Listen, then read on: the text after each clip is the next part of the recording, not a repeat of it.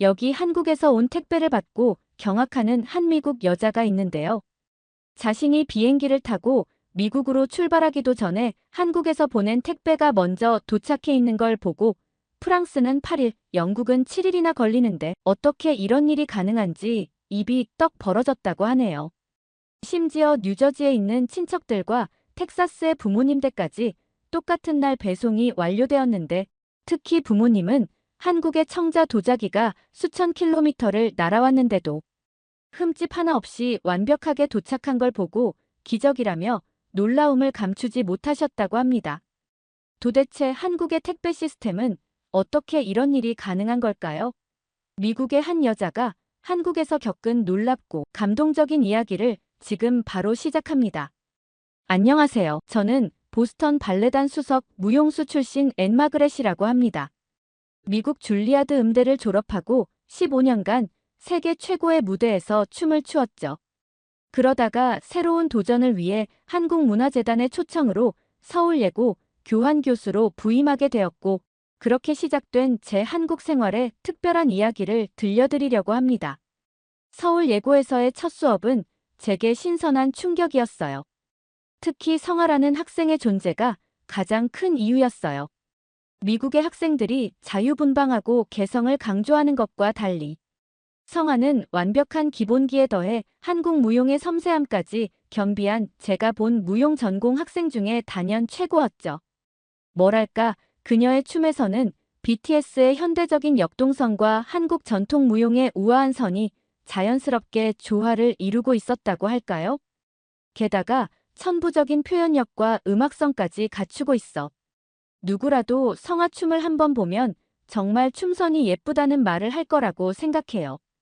그러던 어느 날 늦은 시간까지 연습실에 혼자 남아있는 성아를 발견했어요. 춤추는 모습이 너무나 아름다워서 저도 모르게 유튜브에 영상을 올려보는 게 어떻겠냐고 제안했죠. 그런데 성아의 예상치 못한 반응에 저는 깜짝 놀라고 말았어요. 평소의 차분한 모습과 달리 단호하게 고개를 저으며 아버지가 절대 허락하지 않으실 거라고 말하는 거였죠. 처음에는 그저 평범한 부모님의 반대라고 생각했어요. 드물기는 하지만 부모님 중에서 자신의 아이가 발레를 취미로 하기만 바라는 사람도 있거든요. 큰 무대에 설 때는 분장을 하기 때문에 얼굴이 드러나지 않지만 유튜브를 하게 되면 사생활까지 공개돼서 거절하는 그런 케이스들 말이에요. 하지만 매일 밤 연습실에서 혼자 춤추는 성아의 모습을 보며 저는 그녀의 재능이 너무나 아깝다는 생각이 계속 들었어요. 그래서 일주일 동안 매일 조금씩 설득했죠. 그런데 결국 성아는 한숨을 쉬며 놀라운 이야기를 제게 털어놓았어요. 그녀의 아버지는 러시아 발레단 출신 무용수였지만 지금은 택배기사로 일하고 계시다는 것이었습니다. 저는 성아의 말을 듣고 충격에 휩싸였죠. 발레리노라면 어렸을 때부터 혹독한 훈련과 헌신적인 노력으로 이룬 커리어인데 그것도 남자 발레리노는 워낙 희소 가치가 높은데 말이에요. 발레를 그만둔 것도 놀라웠지만 하필 택배기사라니 더욱 이해할 수 없었습니다. 그 후로 성아를 볼 때마다 그녀의 가정사가 자꾸 마음에 걸렸어요. 성아의 완벽한 턴과 점프를 볼 때면 분명 아버지의 DNA를 물려받았을 거라는 생각이 들었거든요. 러시아 발레리노에서 한국의 택배기사로 이 극적인 변화 뒤에 어떤 사연이 있을지 궁금증이 커져갔죠.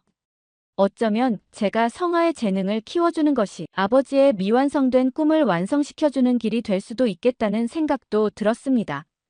그러던 어느 날 수업이 끝난 후 성아에게 조심스럽게 물었어요. 혹시 아버님을 한번 뵐 수 있을지 그리고 가능하다면 댁에 한번 초대해주면 좋겠다고요. 그렇게 저는 전직 발레리노이자 현직 택배기사인 드미트리를 만나게 되었어요. 성아의 집으로 가는 길은 왠지 모를 설렘과 긴장감이 교차했습니다. 아파트 현관문을 열자 성아와 부모님이 반갑게 맞아주셨어요. 성아의 아버지는 자신을 아시치코프 드미트리라고 소개하며 환한 미소로 맞이했고 옆에 계신 성아 어머니는 170cm가 훌쩍 넘어 보이는 키에 단아한 이미지를 가진 한국분이셨죠. 거실로 안내받으며 드미트리의 걸음걸이를 유심히 관찰했습니다. 발레를 전공한 제가 보기에도 그의 체형과 움직임에서는 전형적인 발레리노의 기품이 묻어났어요. 특히 발끝으로 걸을 때마다 자연스럽게 나오는 턴아웃 자세는 오랜 훈련의 흔적을 고스란히 보여주었죠. 성아가 아버지의 무용 DNA를 물려받았다는 확신이 더욱 강해졌습니다. 식탁으로 가는 길에 눈에 들어온 장식장에는 여러 발레 트로피들과 메달이 전시되어 있었어요. 특히 러시아 볼쇼이 발레단의 수상 기록이 눈에 띄었죠. 식사를 하면서 대화가 자연스럽게 이어졌습니다. 드미트리는 성아에게 제 이야기를 많이 들었다며 환한 미소를 지었어요. 특히 제가 성아의 재능을 알아봐주고 유튜브 활동을 권유해준 것에 대해 깊은 감사를 표하더라고요. 오히려 자신이 미처 발견하지 못했던 딸의 새로운 가능성을 제가 찾아주었다며 이제는 성아가 자신만의 방식으로 춤을 세상과 나누었으면 좋겠다고 말씀하셨죠. 그 말을 듣자 용기가 생겼습니다. 곧바로 줄곧 궁금했던 질문을 조심스럽게 꺼냈죠. 발레를 전공하신 것 같은데 어떻게 택배 일을 하게 되셨는지 말이에요. 말이 나오는 순간 너무 무례한 질문이 아닐까 걱정되었지만 드미트리는 오히려 편안한 표정으로 자신의 이야기를 들려주었습니다. 볼쇼이 발레단에서 활동하던 시절 우연히 한국 에버랜드의 공연 제안을 받았다고 해요. 처음에는 단순한 계약직 공연이었지만 한국 관객들의 따뜻한 반응과 에버랜드의 전문적인 공연 시스템에 매료되어 계약을 연장하게 되었다고 합니다. 그러다 보니 한국에서 쭉 발레를 하면서 에버랜드에 일하게 되었다는 거였어요. 그런데 문제는 에버랜드에서 지금의 아내를 만나게 된 거였죠. 갑자기 이야기가 연애로 흘러가자 저는 무용수의 사랑 이야기라니 하며 설레는 마음으로 귀를 기울이게 되더라고요. 옆에서 듣고 있던 성아는 이미 수없이 들어온 이야기인 듯 살짝 미소를 지었지만 저는 처음 듣는 이야기라 더욱 흥미진진했죠. 성아의 엄마 그러니깐 드미트리의 아내는 서울의 명문대를 졸업하고 에버랜드 공연기획팀에서 일하던 대졸 사무직 직원이었다고 해요. 그런데 드미트리와 공연 준비를 하면서 자연스럽게 많은 대화를 나누게 되었고 서로의 예술에 대한 열정과 진정성에 이끌렸다고 해요. 드미트리는 당시를 회상하며 아내의 눈빛에서 춤을 이해하는 특별한 감성을 발견했다고 했습니다. 드미트리는 고개를 들어 천장을 한번 바라보더니 당시의 이야기를 이어갔어요. 아무리 조심한다고 해도 서로를 향한 마음은 숨길 수 없었다는 거였죠. 공연 준비 중에 나누는 눈빛, 퇴근 후에 우연한 마주침, 그리고 서로를 걱정하는 마음이 자연스럽게 드러났다고 해요. 결국 2달도 채 되지 않아 연애 사실이 공개되었다고 합니다. 드미트리에게 에버랜드는 모든 면에서 완벽한 직장이었다고 해요. 대기업의 안정성, 최고 수준의 보수, 그리고 전문적인 공연 시스템까지 갖추고 있었죠.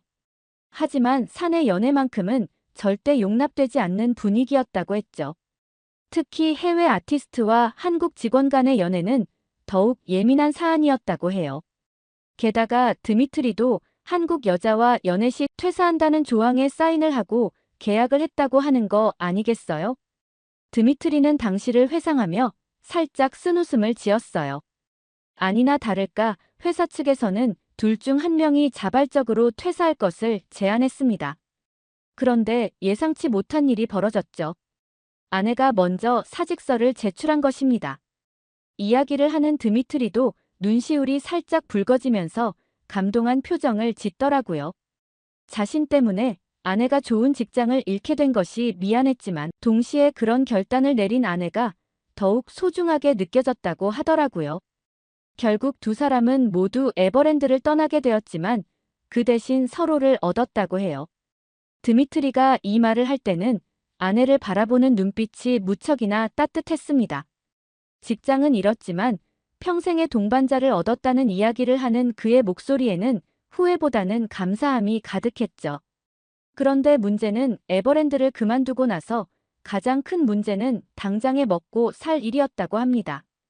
평생 발레만 해왔기에 다른 직업을 구하기가 쉽지 않았고 키가 크고 러시아 사람이라는 점도 취업에 어려움으로 작용했다고 했죠.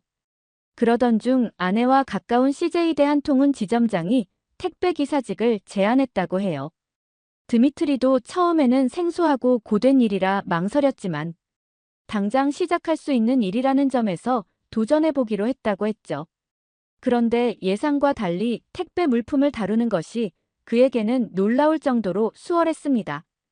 발레에서 익힌 균형 감각과 체력이 택배 일에 완벽하게 적용되었고 에버랜드에서 터득한 한국어 실력으로 화물 운송 자격증도 어렵지 않게 취득할 수 있었다고 합니다. 결국 개인 사업자로 독립하여 자신만의 택배 사업도 시작하게 되었다고 했어요. 게다가 아내는 사무실에서 전화 업무를 담당하고 드미트리는 배달을 전담하면서 직원도 고용하게 되었죠. 수입은 에버랜드 시절보다 줄었지만 오히려 사내 연애를 마음껏 눈치 안 보고 할 수 있어서 너무 행복하다고 말하며 드미트리는 환한 미소를 지었습니다. 그런 이야기를 듣고 보니 궁금증이 더욱 커졌어요. 택배 업무가 아무리 익숙해졌다고는 하지만 하루 종일 무거운 짐을 나르는 일이 분명 힘들지 않을까 하는 생각이 들었거든요. 조심스럽게 그 부분에 대해 여쭤보았죠. 그러자 드미트리의 얼굴에 뿌듯한 미소가 번졌습니다. 오히려 자신은 택배 일을 하면서 특별한 보람을 느끼고 있다고 했습니다. 여러 고객들이 힘내세요. 고생 많으십니다라는 따뜻한 응원의 말을 건네주는 것은 물론 크리스마스 선물과 손편지까지 받은 적이 있다고 합니다. 발레리노 시절에는 공연이 끝난 후에 박수 소리가 전부였지만 지금은 매일같이 직접적인 감사 인사를 받는다며 행복한 표정을 지었어요. 특히 한국의 택배 문화에 대한 찬사도 이어지더라고요. 한국에서는 택배 기사를 존중하고 배려하는 문화가 깊이 자리 잡혀 있다고 합니다. 그런데 더욱 놀라운 것은 보안 문제였어요. 러시아에서는 상상도 할 수 없는 일이지만 한국에서는 택배를 현관문 앞에 놓아두어도 분실 위험이 거의 없다고 하더라고요. 실제로 자신이 러시아에서 들은 택배 절도율과 비교하면 한국은 그 10분의 1도 되지 않는다며 감탄했죠. 게다가 아파트 단지의 차량 출입 규정도 일반 차량은 제한하고 오히려 택배 차량은 우선적으로 출입을 허용해주는 시스템이라며 아무도 안 들어가는 단지에 혼자 출입하는 느낌이 든다고 하더라고요. 다른 사람은 안 돼도 택배는 가능하다고 하니 뭔가 대접받는 느낌이 강하게 들면서 일 처리에서도 매우 효율적이라고 평가했죠. 심지어 최근에는 인공지능 기반의 배송 관리 시스템까지 도입되어 배송 경로 최적화는 물론 고객 선호도까지 분석해주는 스마트한 환경이 갖춰져 있다고 했습니다. 저는 드미트리의 이야기를 듣고 그저 놀라움을 금치 못했어요. 미국에서도 아마존이나 페덱스 같은 거대 기업들이 있지만 한국과 같은 수준의 서비스는 상상조차 할 수 없었거든요. 특히 보스턴에서는 택배 분실률이 연간 23%에 달하고 영국의 경우도 18%나 되는데 한국은 믿기 힘들 정도로 낮은 0.1% 미만이라는 말에 귀를 의심할 수밖에 없었습니다. 한국 사람들은 눈으로 물건을 보고도 훔쳐가지 않는다는 사실의 정직함이 전 세계 0.1%라는 생각이 들더라고요. 게다가 프랑스에서는 택배 배송이 평균 8일 정도 걸리는데 한국은 단 하루면 전국 어디든 물건이 도착한다는 사실도 충격 그 자체였죠. 심지어 독일에서는 택배기사 한 명이 하루 평균 80개의 물품을 배송하는 것이 일반적인데 한국의 택배기사들은 하루 평균 400개 이상을 배송하면서도 더 높은 고객 만족도를 기록한다는 점은 그야말로 기적과도 같았습니다. 거기다가 한국처럼 새벽 배송이나 당일 배송 같은 혁신적인 서비스는 전 세계에서 한국밖에 없잖아요. 뭐 이런 기적같이 말도 안 되는 일이 매일 벌어지는 나라가 있는지. 드미트리 이야기를 들으면서도 경악의 연속이었죠. 특히 인공지능 기반의 물류 시스템은 마치 공상과학 영화에나 나올 법한 수준이었습니다. 실시간으로 최적의 배송 경로를 계산하고 고객의 선호도까지 분석해 배송 시간을 맞춰주는 시스템을 보면서 한국의 IT 수준이 정말 전 세계 최고라는 느낌을 받았어요. 심지어 개개인 아파트 단지마다 스마트 택배함이 설치되어 있다니. 확실 한국이 부자 나라가 맞다는 느낌과 함께 마치 미래에서 온 것 같은 느낌마저 주었습니다. 저는 한국에 이런 최첨단 세계 최고 택배 시스템이 있었기에 발레리노에서 택배기사로의 전환이 가능했다는 드미트리의 말이 이제야 완벽하게 이해가 되었습니다. 이건 단순한 직업 전환이 아니라 가장 발전된 한국의 물류 시스템 속에서 새로운 예술을 찾은 것이나 다름없었죠. 그렇게 저의 한국 생활이 어느덧 익숙해질 무렵 예상치 못한 기회가 찾아왔습니다. 어느 날 넷플릭스 오징어 게임 시즌이 제작진으로부터 연락이 온 것이었죠. 성아의 유튜브 채널을 통해 저와 성아의 작품을 본 제작진이 안무 디렉터로 참여해달라는 제안이었죠. 그런데 저는 처음 연락을 받고 한동안 말을 잇지 못했습니다. 오징어 게임은 이미 시즌 1이 전 세계적으로 엄청난 성공을 거둔 작품이었고 시즌 2에 대한 기대감도 하늘을 찌를 듯 했거든요. 게다가 세계적인 한국 드라마의 제작진들이 하필 저에게 연락을 한다는 게 마치 꿈을 꾸는 것만 같았죠. 게다가 이런 대작의 안무를 맡는다는 것 자체가 너무나 부담스러웠습니다. 그런데 제작진은 오히려 제가 외국인이기 때문에 새로운 시각으로 한국 문화를 재해석할 수 있을 거라며 간곡히 부탁하더라고요. 특히 둥글게 장면의 안무를 맡게 되었는데 이는 매우 특별한 과제였습니다. 제작진은 한국의 전통 놀이를 바탕으로 하되 춤선과 동작 하나하나에 현대적 감각을 더해 전 세계 사람들이 공감할 수 있는 안무를 원했습니다. 저는 처음에 의아했죠. 한국의 댄스라면 블랙핑크나 BTS처럼 세계적으로 유명한 그룹들이 있는데 왜 하필 발레를 전공한 제가 이 작업을 해야 하는지 이해가 되지 않았거든요. 그러자 제작진이 원하는 것은 단순한 대중음악 댄스가 아니라 전 세계 어린이부터 노인까지 누구나 한 번만 보고도 따라 할 수 있는 쉬운 동작이면서도 발레의 우아함과 아름다움을 담은 특별한 안무를 만들고 싶다고 설명하더라고요. 그런데 그 말을 듣는 순간 제 머릿속에 성아의 모습이 바로 떠올랐어요. 한국 전통 무용의 유려한 춤선과 현대 무용의 역동성을 완벽하게 조화시키는 그녀의 독특한 스타일이야말로 제작진이 찾는 바로 그것이었기 때문입니다. 주저없이 성아를 주연 무용수로 추천했어요. 그런데 놀랍게도 제작진은 단번에 승낙하는 거 아니겠어요? 그들도 이미 성아의 유튜브 영상을 보았다며 오히려 제가 먼저 추천해준 것에 감사하다는 말까지 했죠. 특히 성아의 아버지가 러시아 발레리노 출신이라는 사실을 알게 되자 제작진의 눈빛이 더욱 반짝였습니다. 촬영장에서 성아는 모두의 기대 이상의 활약을 펼쳤습니다. 전통 놀이의 율동을 현대적으로 재해석하면서도 한국적인 정서를 놓치지 않는 그녀의 표현력은 해외 스태프들의 찬사를 받았죠. 특히 미국 출신 촬영 감독은 성아의 움직임에서 한국의 전통미와 현대성이 완벽하게 조화를 이루고 있다며 극찬을 아끼지 않았어요.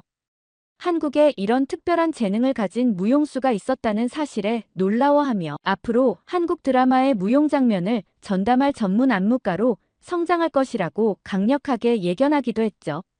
게다가 오징어 게임 시즌2는 공개 단 하루 만에 넷플릭스 전 세계 순위 1위에 올랐고 첫 주 시청 시간은 무려 4억 시간을 기록하는 믿을 수 없는 기록을 냈어요. 특히 둥글게 장면이 SNS에서 폭발적인 인기를 얻었죠. 수많은 해외 팬들이 이 장면을 따라 추는 영상을 올리기 시작했고 마치 전 세계가 하나의 춤으로 연결된 것 같았습니다. 런던의 유명 클럽에서는 DJ들이 이 춤을 클럽 버전으로 리믹스했고 프랑스의 한 초등학교에서는 체육 수업 시간에 단체로 추는 영상이 올라왔습니다. 심지어 이탈리아의 한 발레단은 클래식 음악에 맞춰 재해석한 버전을 공연하기도 했죠. 그런데 더 놀라운 것은 성아의 갑작스러운 인기였습니다.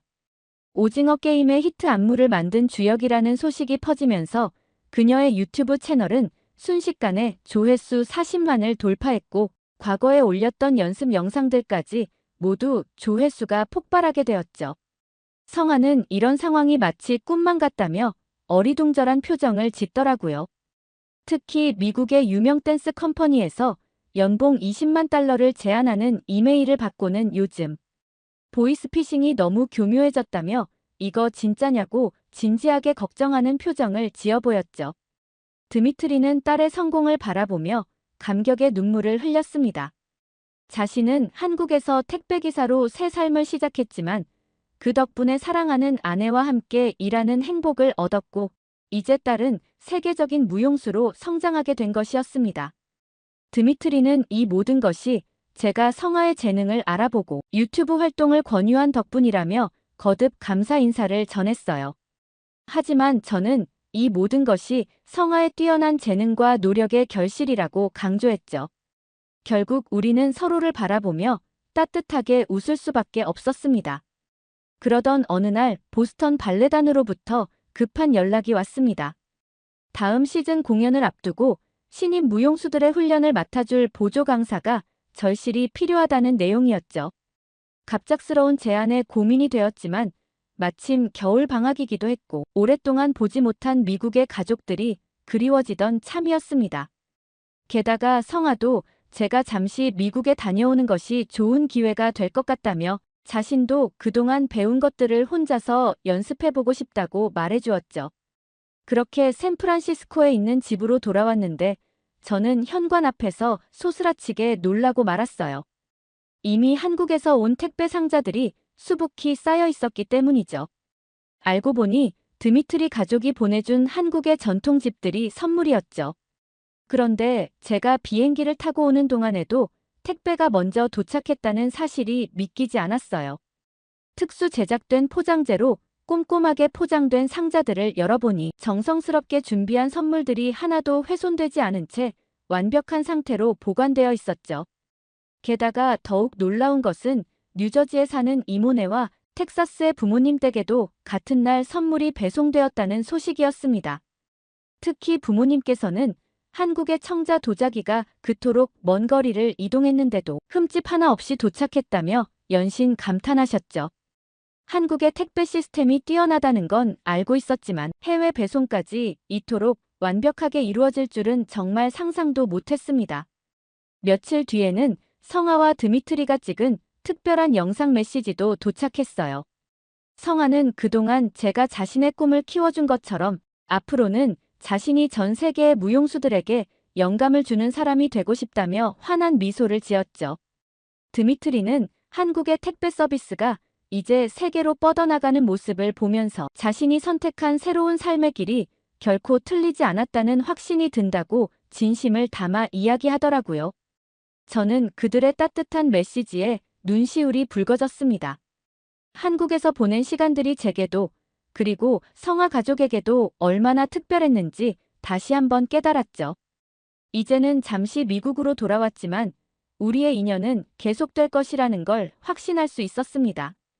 그리고 무엇보다 한국이라는 나라가 가진 무한한 가능성을 직접 경험할 수 있었다는 게 저에게는 가장 큰 선물이었습니다. 오늘 사연 어떻게 들으셨나요? 끝까지 들어주셔서 정말 감사합니다.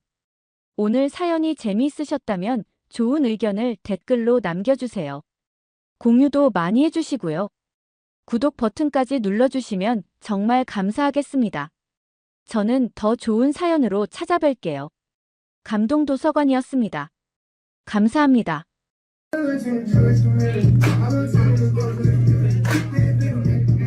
여기 한 승무원이 기쁨의 댄스를 추고 있는데요. 항공사에서 중징계를 받을 뻔했지만 떡국을 먹고 빌었던 소원 덕분에 무사히 해결했다고 합니다. 심지어 이 승무원은 자신의 동료 승무원에게도 새해에는 당장 한국 떡국을 먹어야 한다면서 욕심쟁이들은 두세 그릇 먹어야 한다고 SNS에 떡국 찬양 도배글을 올렸다고 하는데요. 과연 이 승무원에게 무슨 일이 있었길래 이렇게 난리인 걸까요? 안녕하세요. 저는 미국 항공사에서 승무원으로 일하고 있는 리나 스위트라고 합니다. 5년차 승무원으로 세계 각국을 누비며 장거리 비행을 했고 도착지 나라에서는 일주일 정도 머무르면서 다양한 문화를 접하는 게 익숙했죠. 특히 중국에 머무를 때면 제 절친한 친구 데이즈를 만나는 것이 작은 낙이었어요. 데이즈는 저와 같은 항공사에서 함께 일하던 동료였어요. 그런데 그 친구는 승무원을 그만두고 지금 중국 패션 매거진의 편집장으로 일하고 있죠. 이번 중국행 비행에서도 데이즈가 시간을 내주어서 만나게 되었어요. 우리는 평소처럼 카페에서 만나 서로의 근황을 이야기했습니다. 그녀는 최근 패션 매거진의 편집장으로 승진했다면서 기뻐하더라고요. 그런데 어딘가 모르게 표정이 어두워 보이기도 했습니다. 아니나 다를까 한참을 일상적인 대화를 나누다가 데이즈가 조심스럽게 자신의 고민을 털어놓았죠. 사실 그녀가 중국에서 만난 남자친구가 있다는 거였어요. 중국 유명 IT 기업의 임원으로 다정하고 세심한 모습에 반하게 되어 만나게 되었다고 했죠.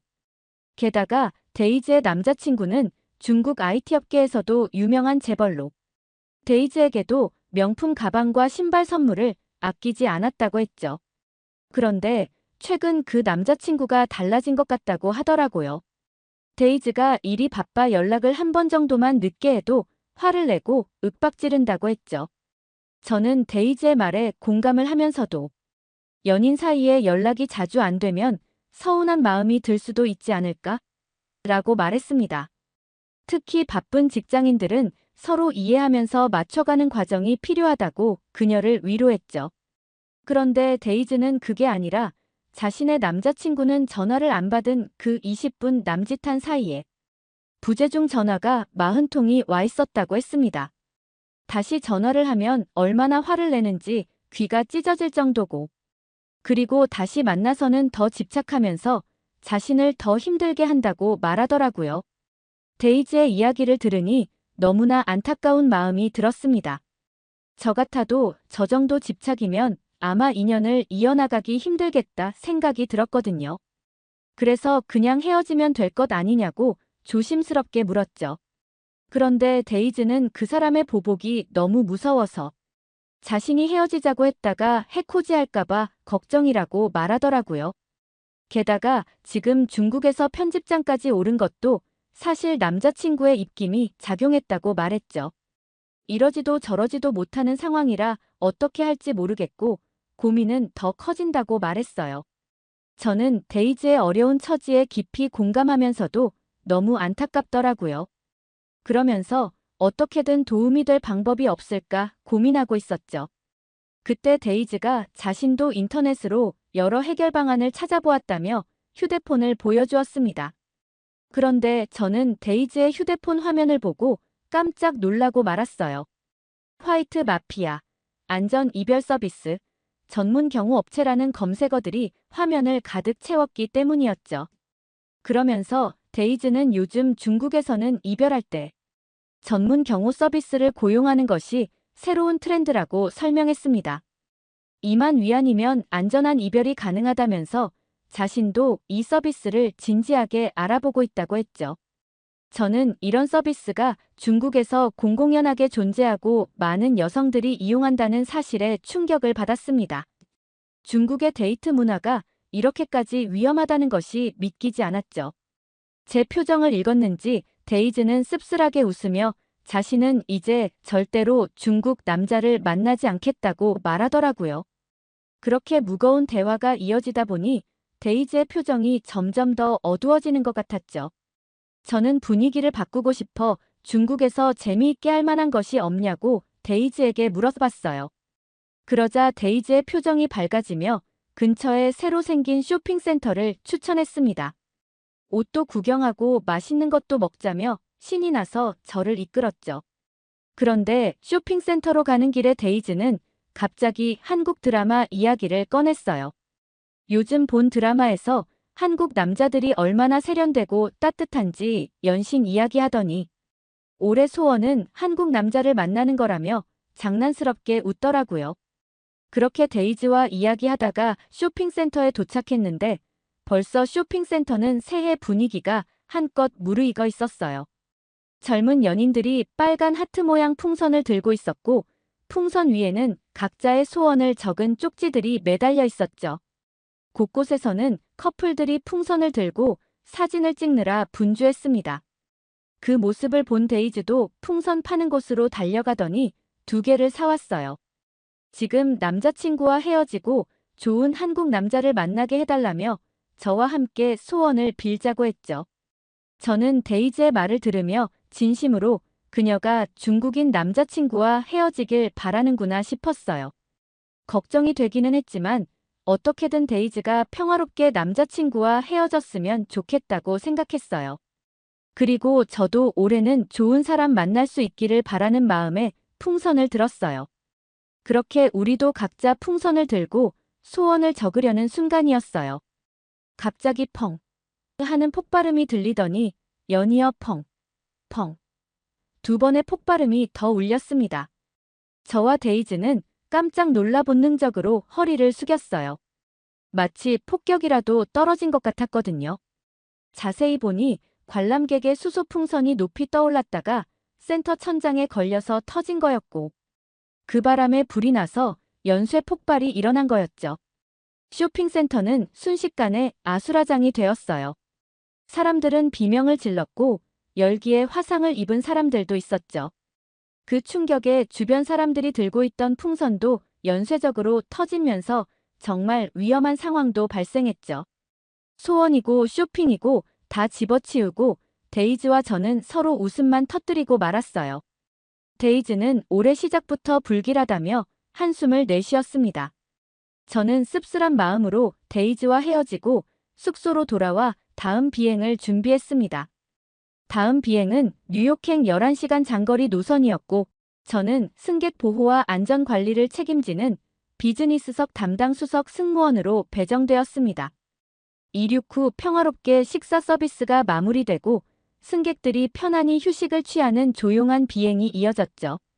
그런데 비행기가 이륙한 지 4시간 정도가 지났을 때 비즈니스석에서 갑작스러운 소동이 일어났습니다. 여러 승객들의 흥분된 목소리가 들려왔고 저는 즉시 현장으로 달려갔어요. 비행 중 승객 간 싸움은 절대 있어서는 안 되는 일이었기 때문이었죠. 현장에 도착해보니 깔끔한 정장 차림의 50대 남성이 안전벨트를 맨 채로 자리에 앉아 있었는데 그의 정장이 완전히 젖어 있는 상태였습니다. 제가 상황을 파악하려고 다가가는 순간 그의 옆자리에 앉아있던 20대 초반으로 보이는 여성이 떨리는 목소리로 상황을 설명하기 시작했어요. 그런데 이어지는 그녀의 말에 저는 경악하지 않을 수 없었어요. 자신의 아버지가 앉아서 조용히 영화를 보고 있는데 옆자리의 승객이 갑자기 일어나더니 그의 아버지에게 소변을 봤다는 것이었죠. 순간 저는 귀를 의심했습니다. 5년의 비행 경력 동안 이런 일은 처음이었거든요. 하지만 가까이 다가가니 역한 소변 냄새가 코를 찔렀고 주변 승객들도 모두 불쾌한 표정을 짓고 있었습니다. 저는 정말 패닉 상태였어요. 순간 이게 현실인지 꿈인지 분간이 되지 않았죠. 매뉴얼에도 없는 상황이라 머릿속이 하얘졌지만 일단 다른 승무원들과 함께 승객을 격리시켰고 피해 승객에게는 기내 잠옷과 담요를 제공했어요. 그리고 즉시 운항관리부에 상황을 보고했습니다. 그런데 운항관리부의 답변은 충격적이었어요. 현재 비행 경로상 회항이 불가능하니 가해 승객을 비즈니스석 맨 뒷줄로 격리한 채 비행을 계속하라는 지시였습니다. 모든 결정권은 운항관리부에 있었기에 저는 그들의 지시를 따를 수밖에 없었죠. 그런데 문제는 피해 승객의 분노였습니다. 그는 목소리를 높이며 자신이 이런 모욕적인 일을 당하고도 아무 일 없다는 듯이 비행을 계속해야 하냐며 법적 대응을 하겠다고 했고 항공사의 부적절한 대응에 대해서도 강하게 항의했어요. 저는 수시로 자리를 오가며 피해 승객의 상태를 확인하고 가해 승객을 감시해야 했으며 주변 승객들의 불편함도 신경 써야 했죠. 정말 모든 상황이 너무나 당황스럽고 힘들었습니다. 그때였어요. 피해 승객의 옆자리에 앉아있던 동양인 남성이 침착한 목소리로 피해 승객에게 말을 걸었어요. 그는 유창한 영어로 상황을 차분히 설명했죠. 먼저 피해 승객의 심정에 깊이 공감한다고 말하면서 하지만 지금 과격한 행동을 하면 오히려 비행기 안전 운항 방해로 처벌받을 수 있다고 조언했죠. 정당한 보상을 받으려면 차분히 증거를 수집하고 법적 절차를 밟는 것이 현명하다고 말했습니다. 게다가 자신이 변호사이자 목격자로 증언도 해줄 수 있으니 유리한 입장에서 소송을 진행할 수 있다고 구체적인 해결 방안도 제시했어요. 다행히 저는 그 틈을 타서 주변 승객들에게도 양해를 구하고 운항관리부에 가서 추가 보고도 할 수 있었습니다. 제가 돌아왔을 때는 피해 승객의 흥분도 가라앉고 한결 안정된 분위기였어요. 정말 다행이라고 생각했죠. 그 동양인 변호사의 도움이 아니었다면 정말 큰 소동이 일어날 수도 있었던 위험한 순간이었으니깐요. 생전 처음 겪어보는 일이라 저 혼자서는 아마 이렇게 사건을 잘 수습하지 못했을 거예요. 특히 법적인 부분을 명확하게 설명해준 덕분에 피해 승객도 차분해질 수 있었던 것 같은 느낌이 들었죠. 승객들이 조용해진 틈을 타서 저는 그 동양인 남성에게 다가가 진심으로 감사하다는 말을 전했습니다. 그런데 그는 오히려 제 상황을 걱정해 주더라고요. 이런 사건은 항공사에서 문제가 될 수도 있고 승무원도 책임을 물을 수 있으니 법적으로 대비하는 게 좋겠다면서 자신의 명함을 건네주었습니다. 저는 연신 감사 인사를 전하고 이 악몽 같은 비행이 무사히 끝나기만을 간절히 바랐죠. 다행히 나머지 비행은 특별한 문제 없이 진행되었지만 비행기가 무사히 미국에 도착하고 나서의 문제는 따로였죠. 뉴욕에서의 비행을 마치고 일주일이 지났을 때였습니다. 갑자기 항공사 본사에서 연락이 왔어요. 인사팀에서 저를 징계위원회에 소환한다는 통보였죠. 사유는 승객 보호 의무 위반이었습니다. 비행 중 발생한 그 사건이 문제가 된 것이었어요. 피해 승객이 항공사에 강력하게 항의했고 회사는 저의 대처가 미흡했다며 책임을 물으려 했습니다. 징계위원회 소환 통지를 받은 그 순간 저는 온몸에 힘이 빠지는 것을 느꼈어요. 5년 동안 단 한 번의 경고도 없이 성실하게 일해왔는데 이런 식으로 경력에 큰 오점을 남길 수도 있다는 생각에 눈물이 왈칵 났죠. 절망감에 빠져 집안을 서성이던 중 유니폼 주머니에서 우연히 그때 그 변호사의 명함을 발견했습니다. 명함에는 남재혁이라는 이름과 함께 뉴욕 소재 법률사무소 주소가 적혀 있더라고요. 순간 승무원도 법적 책임을 물을 수 있으니 대비하라고 했던 그의 말이 떠올랐죠. 한참을 망설이다가 결국 이메일을 보내기로 했습니다. 더 이상 잃을 것도 없다는 생각이 들었거든요. 떨리는 손으로 자판을 두드리며 제 상황을 설명했어요. 회사의 징계 통보와 제가 처한 어려움, 그리고 도움이 절실하다는 내용이었습니다. 이메일을 보내고 나서도 마음이 무거웠어요. 바쁜 변호사가 과연 답장을 해줄까 걱정도 되었고 혹시 너무 무례한 부탁을 한 건 아닌지 불안하기도 했죠. 하지만 그때 그의 침착하고 전문가다운 모습이 떠올라 작은 희망을 가져보기로 했습니다. 밤새 뒤척이다가 겨우 잠이 들었는데 다음 날 아침 일찍 답장이 와 있었어요. 재혁은 제 상황을 이해한다며 적절한 시기에 적절한 도움을 줄 수 있을 것 같다고 했습니다. 다행히도 그가 다음 주에 뉴욕에 있을 예정이니 직접 만나서 이야기를 나누자고 하더라고요. 그의 답장을 읽는 순간 제 마음속에 작은 희망의 불빛이 켜졌습니다. 아직 모든 것이 끝난 게 아니라는 생각이 들었죠. 징계위원회 출석까지는 2주의 시간이 남아 있었고 그 전에 재혁을 만나 조언을 구할 수 있다는 사실이 큰 위로가 되었습니다. 재혁은 제 사건을 꼼꼼히 검토했다며 차분한 목소리로 설명을 시작했습니다.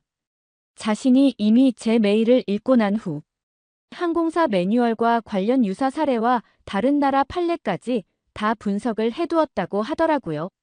제가 이런 경우 어떻게 대응하냐고 물으니 마치 재혁은 외우고 있는 교과서를 말하듯이 판례를 들어가며 체계적이고 논리적으로 설명했어요. 무엇보다 재혁이 제가 당황하여 취했던 행동들을 하나하나 언급하면서 제가 취한 조치들이 모두 적절했다고 말해주니 마음이 정말 편안하게 되더라고요. 오히려 제한된 상황에서 최선의 대처를 했다며 이 부분을 강조하면 징계위원회에서 충분히 방어가 가능하다고 했습니다. 재혁의 전문적인 설명을 들으며 제 마음속의 불안이 조금씩 녹아내렸어요. 그의 말 한마디 한마디가 저에게는 구원의 빛과도 같았습니다. 상담이 끝나갈 무렵 재혁은 시계를 보더니 식사 시간이 되었다며 근처 한인 식당으로 가보자고 제안했어요. 긴장했던 마음이 한결 가벼워진 저는 흔쾌히 수락했습니다.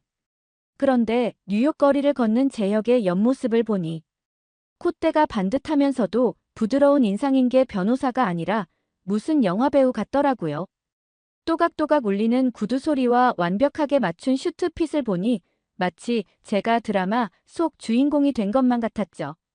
든든한 법률 자문을 받아서일까 아니면 재혁의 매력 때문일까? 이런저런 생각이 드는데도 마음이 이상하게 설레었어요. 그렇게 한인 식당 앞에 도착했어요. 그런데 식당 앞에서부터 뭔가 특별한 분위기가 감도는 게 느껴졌어요.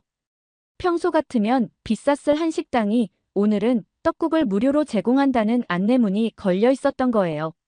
저는 무료라는 글자에 놀라 재혁에게 이유를 물었죠. 그런데 재혁은 떡국이 무료인 이유가 LA 산불 피해를 입은 교민들을 위한 취지라고 말하는 거 아니겠어요? 떡국을 먹으며 LA 산불이 진정되길 바라는 마음을 소원으로 빌고 원래 $15인 떡국값을 산불 피해 복구에 기부하면 좋겠다는 취지라고 하더라고요. 실제로 몇몇 손님들은 휴대폰으로 그 자리에서 기부에 동참하고 있었어요. 저는 이웃의 아픔을 함께 나누려는 한국 사람들의 마음이 가슴 깊이 와닿았습니다. 비행기에서 보여준 재혁의 따뜻한 배려도 이런 한국인들의 정신에서 비롯된 것이구나 싶었거든요. 식당으로 들어서자 떡국 특유의 구수한 향이 코끝을 자극했습니다. 재혁이 창가 자리로 안내해준 곳에서 따뜻한 떡국 한 그릇이 금세 나왔어요. 하얀 떡이 듬뿍 담긴 뜨거운 국물에서 김이 모락모락 피어올랐죠. 그런데 떡국을 첫 숟가락을 뜨고 나서 저는 경악하지 않을 수 없었습니다. 미국의 수프와는 전혀 다른 식감이면서 말랑말랑한 떡은 쫄깃하면서도 부드러웠고 맑은 국물은 담백하면서도 깊은 맛이 났죠. 마치 할머니의 치킨 수프처럼 정성이 듬뿍 담긴 맛이었어요. 아니나 다를까 옆 테이블에서 This is incredible 이라는 외침이 들렸습니다. 눈을 돌려보니 백인 가족들이 떡국을 먹으며 연신 엄지를 치켜 세우고 있었어요. 특히 10대로 보이는 아이들은 떡을 젓가락으로 집어들며 신기해하는 모습이었죠. 저도 모르게 한국은 이렇게 맛있는 걸 왜 새해에만 먹어요? 라고 물어보았죠. 그러자 재혁은 미소를 지으며 떡국은 한국의 새해 전통 음식이라고 설명했어요.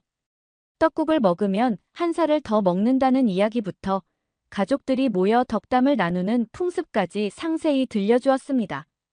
그의 설명을 들으며 한국인들의 정문화가 점점 더 가슴에 와닿았습니다. 비행기에서 보여준 재혁의 따뜻한 배려 그리고 지금 이 식당에서 이웃을 돕는 한인들의 마음이 하나로 이어지는 걸 보니 데이즈가 한국 남자와 만나고 싶다고 소원을 비는 게 정말 이해가 되더라고요. 마찬가지로 저도 자연스레 재혁에게 마음이 끌렸습니다.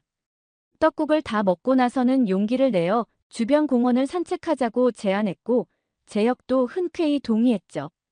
공원을 거닐며 저는 한국 문화의 특별한 점을 느꼈다고 말했어요. 무료 떡국을 나누는 모습을 보니 정말 나눔을 실천하는 것 같다고요. 특히 데이즈라는 제 친구도 한국 남자들이 따뜻하고 배려심이 깊다며 항상 부러워했다는 이야기도 덧붙였습니다. 그러자 재혁은 조금 진지한 표정으로 사실 자신에게도 떡국과 관련한 특별한 이야기가 있다며 벤치에 앉아 자신의 이야기를 시작했어요. 사실 재혁이 어렸을 때 그러니깐 초등학생 때 한국에서 IMF 외환위기가 있었다고 해요. 그런데 대기업 간부였던 재혁의 아버지가 갑작스러운 구조조정으로 실직을 하게 되었고 하루아침에 집안이 거덜나서 재혁도 당시 큰 충격을 받았다고 했죠. 그런데 온 가족이 어려움을 겪던 그때 동네 식당에서 무료로 나눠주던 떡국 한 그릇이 삶의 희망이 되었다고 했어요. 그 말을 하는 재혁의 눈빛이 추억에 잠긴 듯 깊어졌습니다. 재혁은 떡국집 할머니의 따뜻한 마음이 자신의 인생을 바꾸었다고 했어요. 한국 사람들은 특히 어려울 때 서로를 배려하고 희망을 나누려 한다면서 자신도 그 한 그릇의 떡국에서 받은 따뜻함으로 꿈을 포기하지 않을 수 있었다고 했습니다. 그 기억이 원동력이 되어 서울대 법대에 진학하고 미국 로스쿨까지 졸업했다고 해요. 그러면서 변호사가 된 것도 자신이 받은 도움을 다른 사람들에게 나누고 싶은 마음 때문이라고 하더라고요. 그의 말을 듣자 비행기에서의 일이 새롭게 다가왔어요. 제 징계 문제를 돕겠다는 것도 단순한 법률 서비스가 아닌 진심 어린 마음에서 비롯된 거라는 걸 느낄 수 있었거든요. 우리는 잠시 서로를 바라보다가 같은 시각에 미소를 지었어요. 재혁은 수줍은 듯 고개를 돌리며 제 징계권은 걱정하지 말라고 했죠. 저는 이런 재혁의 모습을 보고 아까 먹은 떡국으로 소원을 빌 수밖에 없었죠. 재혁 씨와 조금 더 깊은 관계로 발전하게 해달라고요. 한국 사람들은 남을 진심으로 돕고 따뜻한 사람이라는 걸 느꼈거든요. 그날 저녁 제 기쁜 마음을 여러 곳에 전했어요. 먼저 승무원 단체 채팅방에서 한국 떡국 자랑을 시작했죠. 맛도 환상적이고 소원도 이뤄준다면서 욕심쟁이들은 두세 그릇은 먹어야 한다고 농담했어요. 징계 문제도 해결될 것 같다고 덧붙였고요. 데이지에게는 따로 연락해서 드라마에서 튀어나온 것 같은 한국 남자를 만났다고 자랑했죠. SNS에도 떡국 사진과 함께 글을 올렸는데 위기의 순간에서 만난 한국인 변호사 덕분에 제 인생이 바뀌었다는 내용이었죠. 특히 데이지를 태그하면서 새해에는 꼭 한국 떡국을 맛보라고 추천했습니다. 오늘 사연 어떻게 들으셨나요? 끝까지 들어주셔서 정말 감사합니다. 오늘 사연이 재미있으셨다면 좋은 의견을 댓글로 남겨주세요. 공유도 많이 해주시고요. 구독 버튼까지 눌러주시면 정말 감사하겠습니다. 저는 더 좋은 사연으로 찾아뵐게요. 감동도서관이었습니다. 감사합니다. 매일 아침 거울 앞에서 가나다 연습을 하는 미국 소녀가 있습니다. 학교와 법원에서는 한마디도 못하고 버벅버벅대던 아이가 한글을 연습하고 나서부터 기적적인 변화를 보였는데요. 변호사인 엄마는 딸의 한글 치료 효과에 큰 충격을 받아 하버드 의대의 한글 치료 프로그램을 제안했고 현재 보스턴 세계병원에서 시범 운영 중이라고 하는데요. 과연 이 모녀에게 무슨 일이 있었던 걸까요? 안녕하세요. 저는 미국 보스턴의 아동인권 전문 변호사로 활동하고 있는 셀리 로치라고 합니다. 저는 지금까지 수많은 아동학대 사건을 변호해왔어요. 매년 100건이 넘는 사건을 성공적으로 해결하다 보니 동료들은 저를 보스턴의 아동 수호 천사라고 부르기도 하죠. 제 남편 다니엘 클리프는 보스턴 종합병원의 소아과 의사입니다. 저는 변호사를 하면서 아이들을 보호하고 남편은 의사를 하면서 아이들을 치료하고 있죠. 보스턴에서는 저희 부부가 꽤 유명해서 얼마 전 지역 언론 매체에서도 모범적인 부부라면서 인터뷰를 한 적도 있어요. 남편 병원을 찾아오는 아이들 중에 특히 학대 의심 사례가 있으면 남편이 저에게 의뢰를 하죠. 남편은 의학적으로 아이의 안전이 위협받은 징후를 찾아내면 저는 법률적으로 이런 상황에서 어떻게 대처해야 하는지 조언해요. 이런 저희에게는 소중한 15살 딸 루나가 있습니다. 아이는 IQ 140의 영재로 특히 과학과 언어 분야에서 뛰어난 재능을 보였죠. 비교적 어린 나이인데도 중학교 영재 프로그램에서 두각을 나타냈고 주말마다 아빠의 병원에서 봉사활동을 하며 따뜻한 마음도 키워갔습니다. 그러던 어느 날 남편에게서 급한 전화가 왔어요.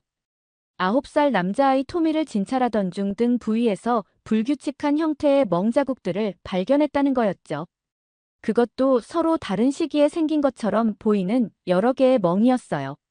소아과 전문의로 20년 넘게 일해온 남편은 이게 거의 확실한 아동학대 사례라고 판단했지만 아이가 너무 두려워하고 있어서 상황 파악이 쉽지 않다고 하더라고요. 저는 아이가 안정을 찾을 때까지 기다리면서 주변 정황을 세밀하게 조사하기로 했죠. 먼저 토미의 가정 환경을 조사했는데 꽤 복잡한 상황이었어요. 3년 전 부모가 이혼했고 어머니가 친권을 가지고 있었죠.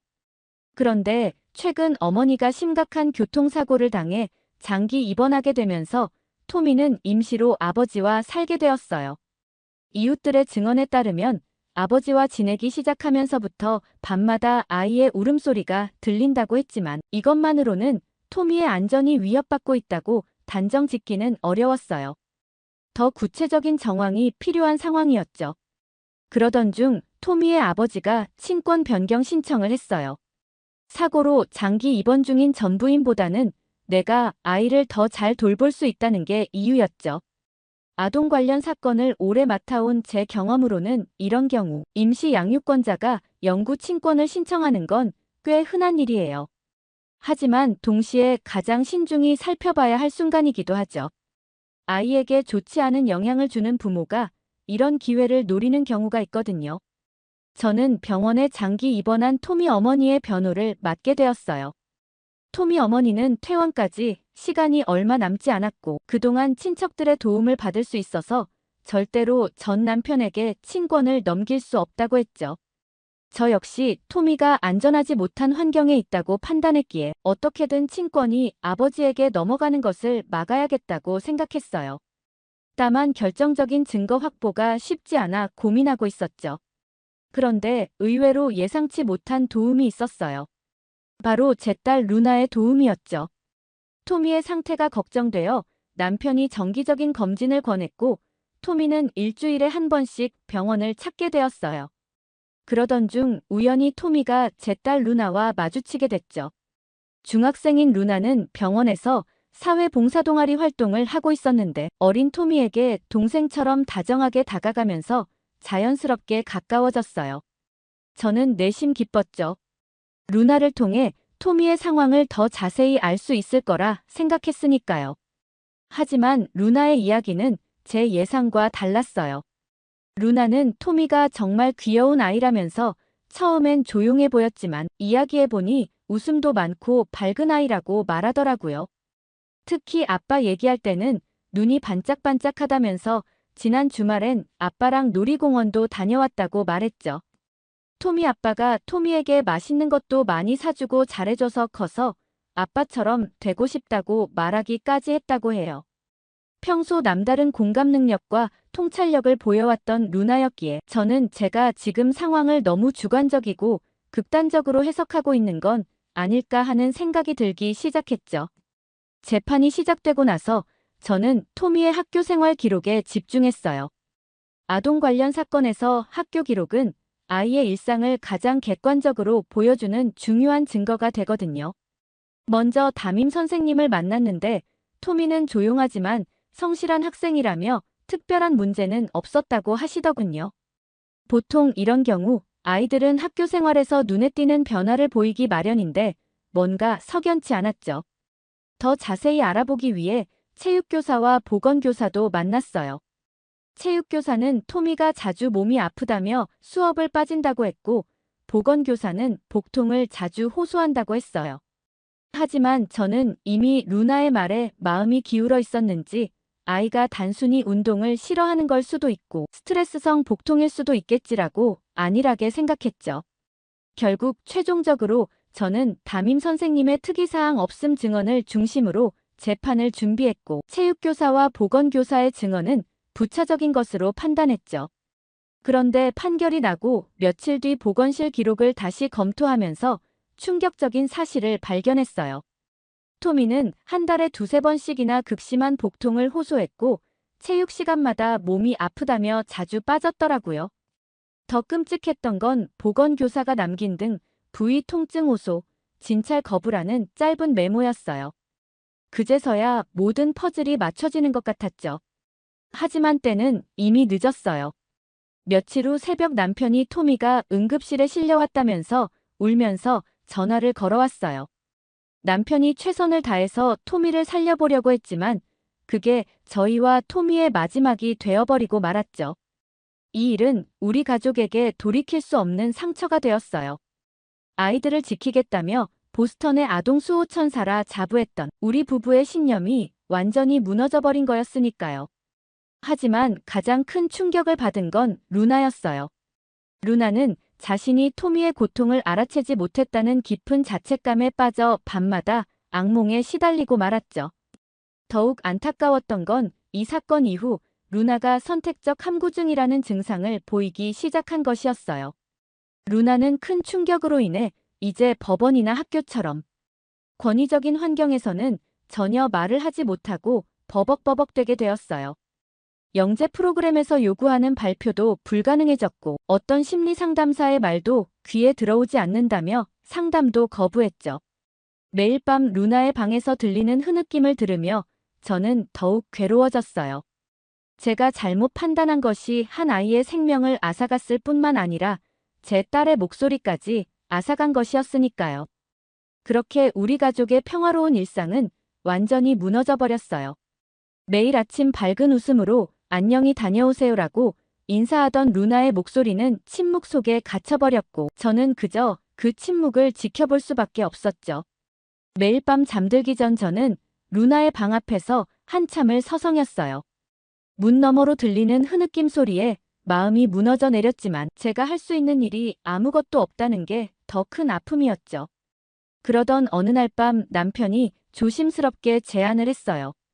자신이 아는 한국 의사가 있는데 루나를 한번 만나보면 어떻겠냐고 물어보더군요. 처음엔 또 다른 상담이나 치료겠거니 했는데 남편의 진지한 표정에서 뭔가 다른 점이 느껴졌어요. 구현성이라는 이름의 한국 의학 박사는 소아과 전문의로 특히 아동 트라우마 치료 분야에서 탁월한 업적을 쌓은 분이라고 하더라고요. 남편과는 10년 전 의료 컨퍼런스에서 만나 깊은 친분을 쌓아왔다고 해요. 사실 저는 이 만남을 앞두고 복잡한 감정에 휩싸였어요. 그동안 수많은 전문가들을 만났지만 루나의 상태는 나아지지 않아서 그래서 또 다른 실망을 마주하게 될까 두려웠죠. 하지만 동시에 남편의 눈빛에서 보였던 희망의 빛이 자꾸만 마음에 걸렸어요. 10년이나 된 친구를 이제야 소개하는 데는 분명 특별한 이유가 있을 거라는 생각이 들기도 했거든요. 처음 현성 박사를 만난 날 병원 상담실의 분위기는 무거웠어요. 아니나 다를까 루나도 이곳의 권위적인 분위기 때문인지 평소보다 더 긴장한 듯 했죠. 현성 박사가 처음에는 영어로 안녕 네가 루나구나라고 말을 걸었는데 루나는 함구증 증상이 왔는지 고개를 푹 숙인 채 대답이 없었더라고요. 그런데 현성 박사는 그런 루나를 하나도 신경 쓰지 않고 남편하고만 이야기하는 거예요. 저는 순간 멍해졌죠. 아동 트라우마 전문의로서 루나에게 이렇게 무심하게 구는 게 말이 되는 건가 싶었어요. 처음 만난 환자에게 말 한마디 건네고 무시하다니요. 더 놀라운 건 루나가 말없이 있는 건 전혀 신경 쓰지 않고 남편과 의학 용어들만 주고받더니 5분 만에 급한 일이 있다면서 먼저 나가야 한다는 거였어요. 저는 속으로 화가 치밀었죠. 갑작스러운 상황에 당황스러웠지만 혹시나 이게 무슨 특별한 치료 방법인가 싶어서 겨우겨우 참았어요. 집으로 돌아가는 길에도 차를 타고 있는 내내 현성 박사와의 이런 5분간의 짧은 만남이 루나의 치료에 도대체 무슨 의미가 있는 건지 의문이 들었죠. 남편에게 저 한국 의사 정말 전문의가 맞냐고 따지고 싶었지만 차 뒷자리에 루나가 타고 있어서 아무 말도 할 수 없었어요. 루나는 차에 타자마자 평소처럼 저희와 자연스럽게 대화를 잘하거든요. 그런데 이런 상황에서 다시 병원 이야기를 꺼냈다가 루나가 불편해할까봐 그냥 참았죠. 그날 밤 루나가 잠든 후에야 저는 남편에게 물었어요. 현성 박사와 무슨 이야기를 나눈 건지, 왜 갑자기 집으로 오자고 한 건지 말이에요. 그런데 남편의 설명은 놀라웠어요. 현성 박사가 루나의 선택적 함구증이 심리적 방어기제로 인한 상황별 의사소통 장애라고 보았대요. 그래서 병원이라는 공식적인 공간 대신 루나가 가장 편안함을 느끼는 집에서 치료를 시작하는 게 좋겠다고 순간적으로 판단했다는 거였죠. 특히 오늘 만남은 치료 목적이 아닌 그저 아빠의 친한 친구가 집에 놀러 온다는 자연스러운 상황을 만들기 위해 의도적으로 루나를 무심히 대했다는 거예요. 저는 이런 한국 의사의 치밀한 전문성과 따뜻한 배려심에 깊은 감동을 받았어요. 그러면서 남편은 현성 박사의 놀라운 진단 능력을 설명해 주었어요. 미국 소아정신의학회의 최근 연구에 따르면 선택적 함구증 환자의 치료 성공률이 45%에 불과한데 현성 박사가 개발한 환경 전환 치료법은 78%의 성공률을 보였다는 거예요. 특히 지난달 보스턴 아동심리학회 세미나에서 그의 치료법이 큰 주목을 받았다고 하더군요. 서울대병원에서 진행한 임상시험에서는 권위적 환경에 대한 트라우마로 인한 선택적 함구증 환자 32명 중 28명이 6개월 내에 일상적인 의사소통이 가능해졌다는 놀라운 결과를 발표했대요. 저는 현승 박사의 전문성에 놀라면서 뭔가 처음으로 어둠 속에서 한 줄기 빛을 발견한 것 같았죠. 일주일 후 우리 집 거실에서 현성 박사와 루나의 두 번째 만남이 이루어졌어요. 초인종이 울리고 현성 박사가 편안한 차림으로 등장했죠. 남편은 반가워하며 그를 맞이했고 이어서 현성 박사는 현관에서 구두를 벗으며 자연스럽게 집 안으로 들어왔어요. 집이라는 편안한 공간 덕분인지 루나도 밝은 표정으로 안녕하세요라고 인사를 건넸죠. 그런데 그 다음 이어지는 현성 박사의 말에 저는 깜짝 놀라고 말았어요. 현성 박사가 한국어로 루나야 반가워 지난번에 아빠 병원에서 봤지? 라고 말하는 거예요. 루나는 한국어를 전혀 모르는데 왜 한국어로 대화를 시도하는 걸까 하는 의문이 들었어요. 하지만 루나의 반응을 지켜보고 싶어서 일단 아무 말도 하지 않았어요. 세 번째 만남에서는 더욱 흥미로운 일이 있었어요. 현성 박사가 루나에게 학교에서는 어떠니? 라고 한국어로 물었을 때였죠. 루나는 답답한 듯 휴대폰의 번역 앱을 켰어요. 그런데도 현성 박사는 전혀 개의치 않고 계속 한국어로 대화를 이어갔죠. 루나가 번역된 내용을 보고는 작은 목소리로 학교는 여전히 좀 어렵긴 해요라고 대답했죠. 그런데 루나가 놀라웠던 건 평소와 달리 학교 얘기를 할 때도 크게 긴장하지 않는다는 거였어요. 마치 번역기를 통해 듣는 한국어가 주는 거리감 때문인지 학교라는 단어가 주는 무게감이 한결 가벼워 보였죠. 저도 변호사로 일하면서 수많은 트라우마 환자들을 만났는데 루나의 이런 반응이 꽤 특별해 보였어요. 그렇게 현성 박사는 루나와 몇 마디 이야기를 더 나누고는 저희와 일상적인 대화를 하면서 자연스럽게 시간을 보냈어요. 흥미로운 건 루나가 번역기를 보면서도 호기심 어린 눈빛으로 한글 발음을 따라 하려 노력한다는 거였죠. 특히 가, 나, 다 같은 기본 자음을 발음할 때는 루나의 표정이 한결 편안해 보였어요. 현성 박사는 제 관찰을 듣더니 이게 바로 한글의 특별한 점이라고 설명해 주었어요.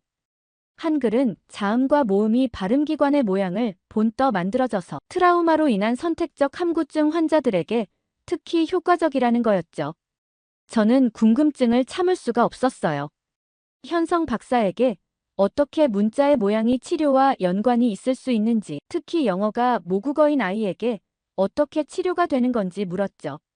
그런데 현성 박사는 태블릿을 꺼내더니 한글의 자음들을 보여주면서 한글의 치료 효과에 대해 과학적으로 설명하는 거 아니겠어요. 기역은 혀가 목구멍을 막는 모양, 니은은 혀가 윗잇몸에 닿는 모양, 미음은 입술 모양을 본떠 만들었다고 설명했죠. 이런 과학적인 문자를 발음하는 과정에서 환자들은 자연스럽게 발음 기관을 움직이게 되고 이는 마치 일종의 언어 물리치료처럼 작용한다는 거예요. 특히 권위적 환경에서 오는 심리적 압박감으로 인한 선택적 함구증 환자들에게는 이렇게 자연스러운 발음 운동이 긴장을 풀어주는 효과가 있다고 하더라고요. 실제로 서울의 유명한 언어치료사 박하영 선생님이 이런 한글의 특성을 활용해서 권위적 환경에서 말을 못하는 아이들을 성공적으로 치료했다고 해요. 특히 현성 박사는 루나의 경우 집에서는 자유롭게 말을 하지만 법원이나 학교 같은 권위적인 환경에서만 말을 못하는 전형적인 선택적 함구증이라고 진단했어요. 그러면서 한글을 활용한 치료법이 루나에게 딱 맞을 거라고 했죠. 현성 박사의 말을 듣는 순간 가슴속에서 작은 희망이 피어올랐어요. 루나가 한글 치료를 통해 트라우마를 극복하고 다시 학교에서 웃으며 발표할 수 있는 건가 기대하게 되었죠. 그러면서 이 기회를 놓치면 안 되겠다는 생각이 들었어요. 박하영 선생님을 통해 더 자세한 치료 과정을 알아보고 싶다는 생각이 간절했죠. 그렇게 현성 박사의 소개로 며칠 뒤 박하영 선생님을 만나게 되었는데 선생님은 한글 치료에 대한 풍부한 임상 경험과 학문적 깊이를 지닌 분이었어요. 게다가 현성 박사의 진단대로 루나의 증상을 정확히 파악하고 계시더라고요. 첫 만남에서 박하영 선생님은 루나를 향해 잠시 따뜻한 시선을 보내시더니 갑자기 태블릿으로 기억 니은 디귿 자음의 해부학적 단면도를 보여주셨어요. 발음할 때 혀의 위치와 모양이 정확히 글자와 일치하는 모습을 3D 이미지로 보여주시며 루나에게 여기 보이는 게 우리가 기억을 말할 때 혀가 움직이는 모습이야라면서 직접 한글의 과학적 원리를 설명하셨죠. 루나는 처음엔 긴장한 듯 했지만 이내 호기심 어린 눈빛으로 화면을 들여다보았어요. 특히 니은을 발음할 때 혀끝이 윗잇몸에 닿는 순간을 보여주자 놀랍게도 루나가 자기도 모르게 아라고 작은 탄성을 내뱉었죠. 선생님은 이런 루나의 반응을 놓치지 않고 재빨리 미음 발음의 입술 단면도로 넘어가셨어요. 한글 치료는 이렇게 선택적 함구증을 앓는 환자에게 한글의 과학성과 음성학적 원리를 알리면서 자연스럽게 발화를 유도하는 방식으로 치료가 진행되고 있었어요. 저도 변호사로서 수많은 심리치료 사례를 접해봤기에 아이들과의 첫 만남에서 이런 자발적인 반응을 끌어내는 것이 얼마나 특별한지 잘 알고 있었죠. 특히 제가 맡았던 트라우마 사례들은 대부분 미술이나 놀이치료로 시작했는데 이렇게 한글의 과학적 원리를 직접 보여주며 발성을 유도하는 접근법은 매우 새롭고 놀라웠어요. 궁금증을 참지 못하고 왜 하필 한글로 치료를 시작하는지 여쭤보았어요.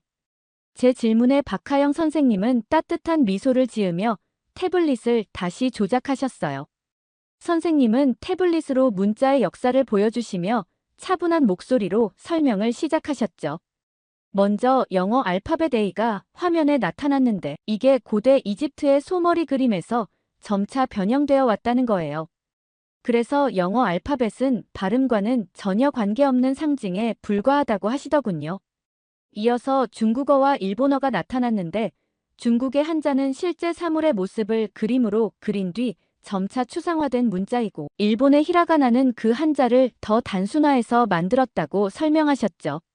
문득 제가 얼마 전 중국 의뢰인과 상담할 때 본 입구자가 떠올랐어요. 당시 의뢰인이 작성한 계약서에서 봤던 이 글자도 발음 기관을 본떴던 게 아닌지 조심스럽게 여쭤보았더니 선생님은 고개를 가볍게 저으시며 그저 입을 네모로 단순화한 상형 문자일 뿐이라고 하시더라고요. 그러다 한글 설명으로 넘어갔는데 선생님의 목소리가 한층 열정적으로 바뀌었어요. 특히 자음들이 실제 발음 기관의 모양을 본떴다는 설명을 하실 때는 눈빛이 반짝이셨죠. 순간 제가 법대 시절 배웠던 해부학 수업이 떠올랐어요. 당시에는 인체 구조를 이해하는 게 왜 필요한지 의문이었는데 이렇게 루나의 한글 치료와 연결될 줄은 몰랐죠. 그래서 한글이 해부학적 관점에서 다른 문자와는 어떤 차이가 있는지 여쭤보았어요. 그러자 선생님은 환하게 웃으시며 영어의 M과 한글의 미음을 나란히 보여주시면서 상세한 설명을 이어가셨죠. 특히 선생님은 옥스포드 언어학 저널을 보여주시며 더욱 진지한 표정이 되셨죠. 한글이 세계적인 학술지에서도 세계 문자 중 유일하게 조음 음성학적 원리를 완벽하게 구현한 문자라는 평가를 받고 있다고 하시더군요. 제가 궁금한 듯 눈썹을 치켜 올리면서 조음 음성학의 의미를 여쭤보자 선생님은 미국 예일대 언어학 저널까지 꺼내시며 15세기의 놀라운 과학적 성취에 대해 설명해 주셨어요. 저는 선생님의 설명을 듣고 실제 세계적인 연구기관에서도 인정받는다는 사실에 놀라움을 감출 수 없었죠. 순간 루나의 치료 가능성이 떠올라 다시 한글 치료에 대해 구체적으로 여쭤봤죠. 그러자 선생님은 전문가다운 침착한 어조로 시각운동 피드백 효과를 설명하시더라고요. 바로 그때 루나가 미음을 발음하다가 처음으로 밝은 미소를 지었어요. 글자가 정말 입술 모양이라며 신기해하는 루나의 맑은 목소리에 저도 모르게 눈시울이 붉어졌죠. 선생님은 차분하게 임상 데이터를 보여주시며 선택적 함구증 환자들의 심리적 부담감이 43% 감소했다는 점과 특히 10대 환자들의 82%가 6개월 내 일상적 발화가 가능해졌다는 점을 강조하셨어요. 그러던 어느 날 법원 일정으로 늦게 도착했을 때였어요. 루나의 빠른 회복을 목격하면서 저는 이 임상 데이터가 단순한 숫자가 아니었음을 실감했죠. 치료를 시작한 지 한 달 만에 루나는 권위적인 환경에서도 조금씩 말을 하기 시작했거든요. 처음에는 학교 선생님과 짧은 인사를 나누는 정도였지만 이제는 수업 시간에 발표도 할 수 있게 되었다고 말씀드렸어요. 특히 지난주에는 교장 선생님 앞에서도 떨지 않고 자신의 의견을 말할 수 있었다는 점을 강조했죠. 선생님은 부드러운 미소를 지으시며 이것이 바로 한글의 과학성이라고 설명해 주셨어요. 루나는 아침마다 한글 자음을 하나씩 발음하면서 한글을 연습했고 작은 성취감을 느끼면서 자신감을 회복해 나갔죠. 매일매일 새로운 자음을 배울 때마다 루나의 표정이 밝아지는 것을 보면서 저는 토미 사건 이후 처음으로 진정한 희망을 발견한 것만 같았죠. 저는 이런 놀라운 변화를 다른 함구증 환자들과도 나누고 싶어서 저는 박하영 선생님, 현성 박사님과 함께 보스턴 아동심리학회에 한글 치료 프로그램을 정식으로 제안했어요. 처음에는 다소 회의적인 반응도 있었지만 루나의 사례와 임상 데이터를 본 전문가들은 깊은 관심을 보였죠.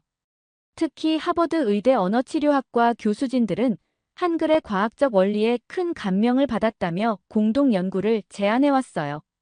현재 보스턴 지역 3개 병원에서 시범 프로그램이 진행 중이고 다른 주의 병원들도 이 프로그램에 관심을 보이고 있죠. 특히 미국의 많은 의료진들이 600년 전 한국에서 만들어진 문자가 21세기 현대의학의 새로운 치료법이 될 수 있다는 사실에 경이로움을 표현해 하더라고요. 저는 이제 매일 아침 출근길에 한글이 우리 가족에게 준 선물에 감사함을 느껴요. 한글의 과학성이 아니었다면 지금같이 다시 회복된 일상을 상상할 수 없었을 거예요. 이 모든 것이 세계 최고의 과학적 문자 체계인 한글이 있었기에 가능했죠.